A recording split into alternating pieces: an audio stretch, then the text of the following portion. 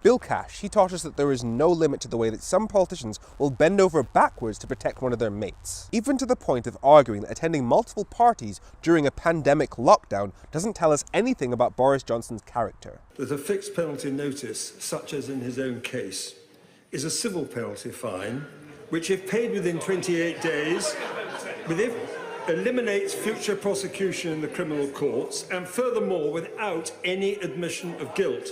In a recent criminal case, in a recent criminal appeal case, and in that judgment, it was said that if the payment was made within those 28 days, a fixed penalty notice was held not to be a conviction, as the defendant, to quote the court's judgment, quote, was not admitting an offence or criminality and would have no stain imputed to his character. He's also an example of a politician who argued for Brexit for 30 years and was on record as saying that it would make us poorer, but it would be worth it. But when it came to the referendum, he argued that Brexit would save us from poverty. And when Brexit ultimately did make us poorer, he had literally nothing to say back to it.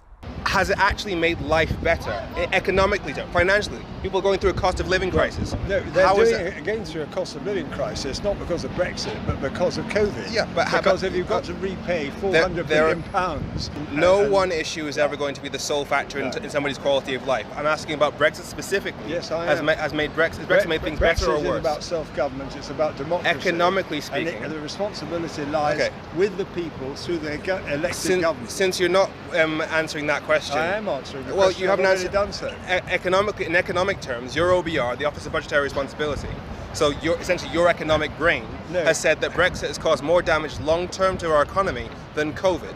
No, I'm afraid that is just simply wrong. Why? Well, on what basis? Because the decisions were taken on the basis of the amount of money that was made available through furlough, the cost of the vaccines, all these other things. At no point have you given a counter-argument to the principle that it's made life better. I have given a very good counter-argument, and I'm very happy. But you haven't made an economic argument for Brexit, though.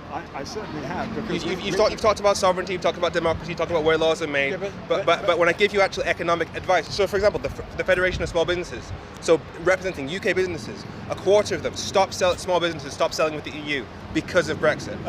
The reality is that these are decisions which are being taken by government in relation to businesses, by international trading opportunities which are being by UK British businesses that are suffering because of your policies. No, that's not the case. Anyway, but they're saying it's the case.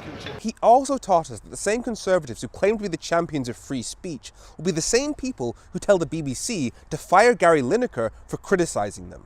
And people such as him should not be put in a position where they can use their influence and their arguments, which in this case are completely outrageous, to make remarks against government ministers. And it's up to the BBC to get a grip of this, get an completely independent complaints unit, and work with Ofcom to make sure that this does not happen ever again.